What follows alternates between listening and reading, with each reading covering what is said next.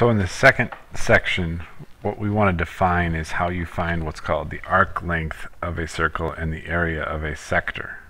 Now, what we want to define here is what's called the arc length of a circle, and the arc length is just a portion of a circle's length cut by a central angle.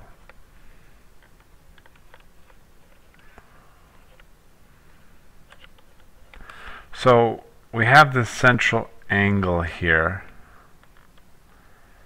and this is a specific arc.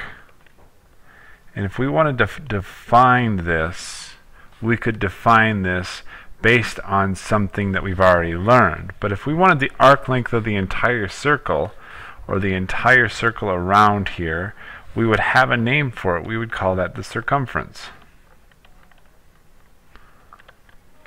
We have a way of finding that. It's 2 times pi times your radius.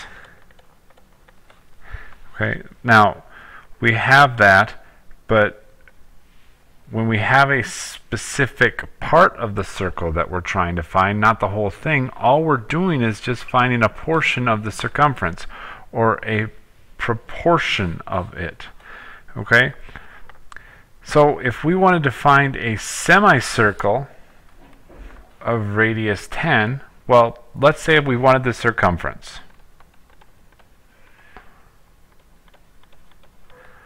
If we wanted the circumference, it would be 2 times pi times your radius.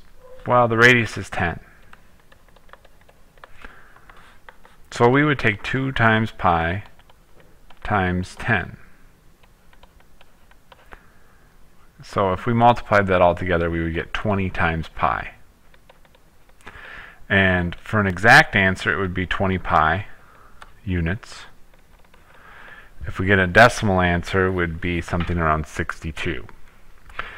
But that's for the whole circle. If we want half the circle, we have to take this number and divide it by 2. So really what we have is 10 pi units. Now, there should be a way, if the whole circle is 20 pi, then the semicircle would be 10 pi. There should be a way to do this without having to look intuitively at the whole circle every single time. So the way that we have to do this is, if we have a circle and an angle, then the way that we can find this, S stands for arc length, is if we have an angle in radians, the way that we do this is we take our angle in radians and times it by our radius. Okay? So this is our angle in radians, and we take it times the radius. That's all we need to do. That's all we need to do. So, let's suppose that we have a dog on a 20-foot leash, and it's tied to a tree, and it runs 240 degrees from its starting point. So, how far did the dog run? Well, let's suppose that it's tied up to a tree, and the tree is in the center, and the dog is running around freely from the end of the leash and running in a circle. So what we need to figure out is, well, this is a 20-foot leash. So we need to figure out from this starting point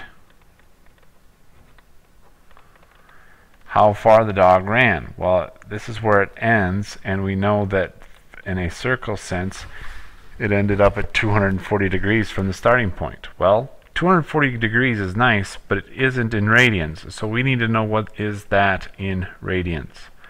Well, if I times this by pi over 180, I get 240 pi over 180, which is 24 pi over 18, which is 4 pi over 3. So that's how many radians there are in 240 degrees. So there's my angle in radians. So now I just need to take r times theta. So my arc length is 20 times 4 pi over 3, which is going to be 80 pi over 3. Now you might say, well, what is that measure in? Well, this is a distance. So we have a distance that's now in feet. So that's how many feet exactly the dog ran.